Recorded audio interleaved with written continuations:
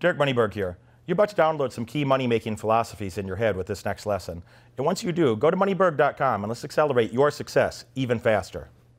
You know, really the people that are going to have fantastic results, you know, with money, you know, with competitive fighting for that matter, is like it's just a guy that's, you know, willing to follow instruction, doesn't have a huge ego. You know, to the extent that he does have a huge ego, he'd be willing to set his ego aside to go have better results. And if you did that, you could bring your ego back later if you really wanted to, and it could be even bigger.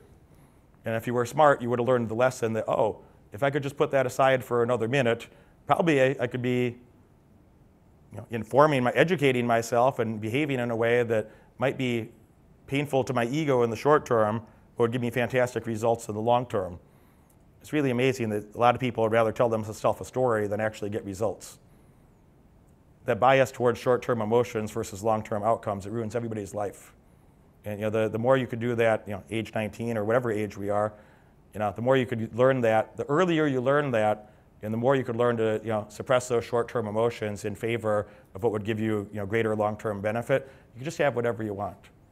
You just have whatever you want. Because a guy that's behaving like you know, in your 20s, you're going to go find €1 million somewhere.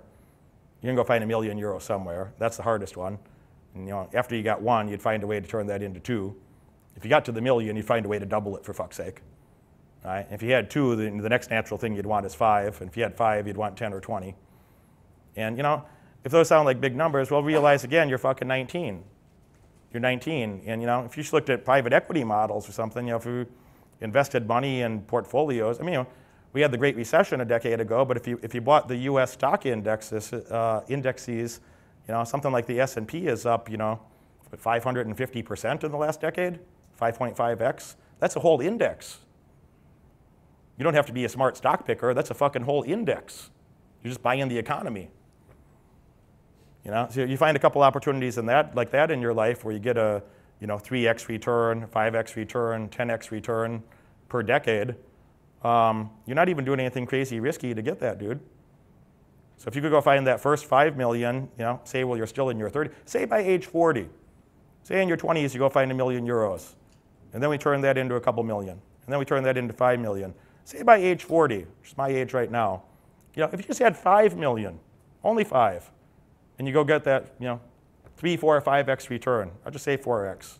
These aren't magical numbers. The market outperformed that a lot.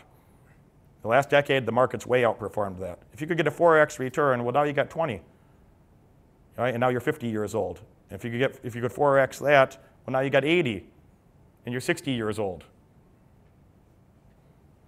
Let's go back to age 40. So you kept $1 million for living expenses, and then you only invested the other $4 million. So you invested that $4 million and turned it into 16 at age 50, and then 64 at age 60. You know, and you get, what's it, 4 times 64, 256 is $250 million. So, you know, if 50 million or 100 million sounds a lot of money to you, I think it's a lot of money, fine. If it seems unattainable to you, I don't think that's true. Yeah, I mean, you know, money stuff, look, a couple thoughts. These things, you know, how do you get, you know, all these questions that people ask, I don't mind answering, and I'll answer your question, by the way. But the question is more like, well, how the fuck do you get your first million? You know, and cool, I'll talk about it, and I don't mind at all. But you know, some people ask that question as if they're, and I didn't hear this in your voice, by the way, so it's not a criticism, but more an observation or a cautionary note to others, okay? Some people ask that question as like, oh, I'm a fucking genius. I'm going to ask this guy what he did 20 years ago in a different climate, you know, in a different political climate, in a different business climate, on a different continent. I'm going to ask, what did this guy do 20 years ago, as if they're just going to go replicate that and it's going to work for them, you know? And you understand the short-sightedness of that, I think. So, but those are still good structures or stories that, you know, give somebody context for how to make a decision. But that's the part that a person needs to listen to. Well, how do you make decisions? What are the type of behaviors one would have to engage in? What are the sort of internal thought processes or decision-making processes that a successful person would have to engage in to go replicate that outcome for their own lives, you know? And I think that's the intention that you have generally in asking a question like that. Some people don't get that. Some people are, you know, that's called a fucking idiot, and they ask that question in a very different way. You know, I was an entrepreneur. I'm 40. I'm almost 41. And you know, when I was 7, I was cutting grass. I was raking leaves. I was trimming bushes. You know, washing cars, vacuuming cars, shoveling snow. Just anything that a kid could figure out to take a fucking shovel or some tools out of a garage and go turn that into money. You know, I was about that. You know, when I was 10, I had 4 paper routes. I didn't have one. Before I turned 11, I had 4 paper routes. I did exactly 0. And I would pay the kids in the neighborhood. They would get 75%, and I would get 25%. And you know what? That was very reliable. Those papers got delivered more reliably than a normal paper boy would, because I had redundancies in the system that somebody else would be happy to take over one of those paper routes. You know, so you had redundant people that could do any of those routes. Rare occasion, I would deliver a paper myself. I seldom ever delivered a newspaper. You know, but I got paid for a paper route that I never even did because I managed 4 and just took a commission for it. You know. Management fee. So I didn't know what a fucking management fee was when I was 10 years old, but I understood math a bit, you know? So I've been thinking about entrepreneurship my whole life. You know, I quit my last job when I was his age. I haven't had a job for 21 years, almost 22 years. So, you know, it seems weird to me that, I mean, just the idea of waking up in the morning or waking up whenever and you got to, you know, follow somebody else's instructions for the rest of your life, it just seems really bizarre to me. I don't even have people on my team, like my core team and businesses that I run. I don't want employees. I want partners. I would not, you know, I wouldn't trust somebody to do anything if people that I pay an hourly wage to, they don't get to speak to me. They don't have my phone number. They're not allowed to speak to me. You know, my junior partners talk with those people. They get things done through those people. The type of person that works for an hourly wage in my own business ventures, I don't even want to speak to those people. It's not something that I should be spending my time doing. I literally don't know their names.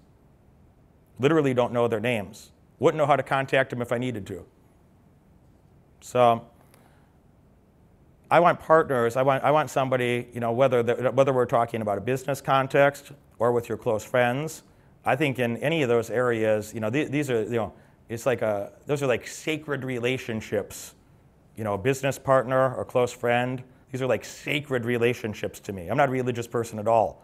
These should be, you know, very organic and natural things where you're very clear about who you are and what you're up to. What are your values? What are your goals? What are going to be the shared values and goals for the right people around us? You know, what are my individual values and goals? What are our team values and goals of that family unit or within our peer group or within this business structure? What are our shared values and goals? What is the purpose of this, you know, relationship? Why are you and your friends friends? Any of my friends, they would be able to clearly articulate a value proposition of like, you know, why I'm useful to them and how they make themselves useful to me. And we'd both feel great about it because we're smart enough to know that you just can't find people like that. So other people that say, oh, that takes away from the friendship. Oh, that. No, these are words to obscure that somebody's being fucked over and somebody's getting more of a subsidy than they deserved at someone else's expenses, which is what most relationships are. And you can't have a long-term, you know, you can't maximize value. You just can't maximize value that way. You know, the greatest value to be created is going to have to be, you know, over a long time horizon. You're going to have mutual values, mutual goals, and work diligently on that over a period of time to get the most fucking value out of each other. And, you know, those are the best bonds and the best, you know, I mean, I feel I've done that so well. I've done that so well that people pay me hundreds of thousands of dollars a month and travel around the world to come see me so they can learn how to replicate that. The number one thing that I help people with is relationships, whether they know it or not. And it's those relationships that are going to help you have, you know, a better life at home, more money, cooler friends, all that shit. So to me, back to that entrepreneurial things, like I wouldn't even work closely. You know, how do we get your $1 million? I would be cautious. I wouldn't even work closely with somebody that didn't have, you know, their incentives have to be aligned with mine. We have to have similar values and goals. We have to be incentivized on the same metrics. And I don't feel like I work a lot. If somebody were to ask me, how many hours of productivity do you have in a week? I'd say over 100, easily over 100. All right? And you know, I wake up and I think about productive stuff until I go to bed. And then I go to bed and I dream about productive stuff. And I'll sleep, you know, 6 hours, 6.5, and I get up and I do productive stuff again all day long. And we'll take out that sleep component, but easily over 100. On a week that I'm slacking off, there's 100 hours of productivity where wealth is being created, relationships are being strengthened, my friends, my clients, business associates, something productive is happening to make all of our lives better. So I don't really respect people that don't work. This 40-hour-a-week thing that some people talk about is like, what a bum. What a loser. You know who works 40 hours a week? Losers. You know who works less than that? Homeless. What a loser that works 40 hours a week. It's like, you got 168 hours and you wanted to allocate less than 24% of your 168 hours. That's what you wanted to allocate to fucking wealth creation, to earning your future freedom. You know what that 40-hour-a-week chump ends up doing long term? He gets to do that for the rest of his life for a very low wage, for very low compensation. Versus a person, if you were a dumbass and too stupid to even learn any synergies or benefits, but you just worked 80 hours instead of 40 hours, well, you would double your earnings.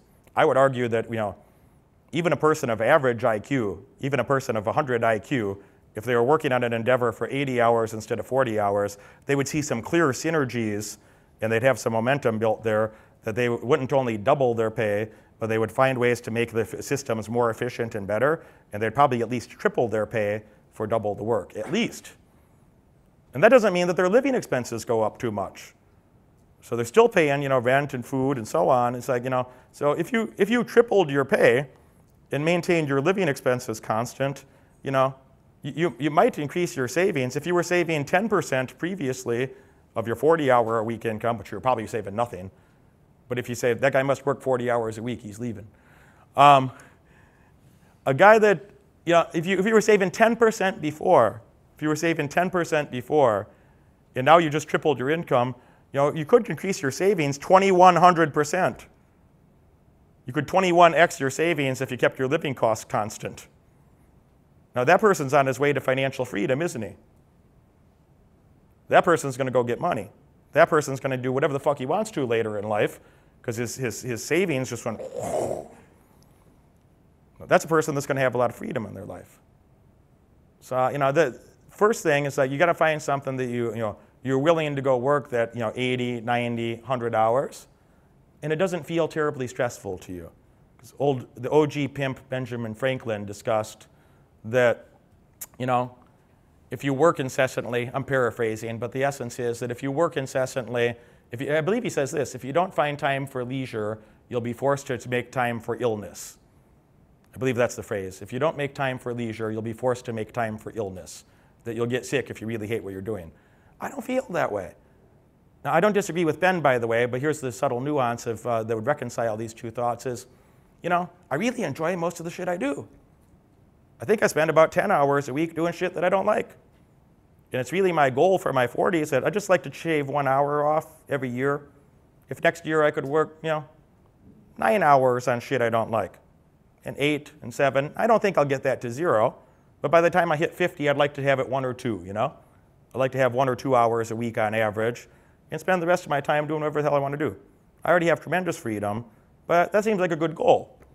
That seems like a goal that makes a lot of sense to me. So, well, let me allocate my time to more fun. That doesn't mean that I don't want 100 hours of productivity yet.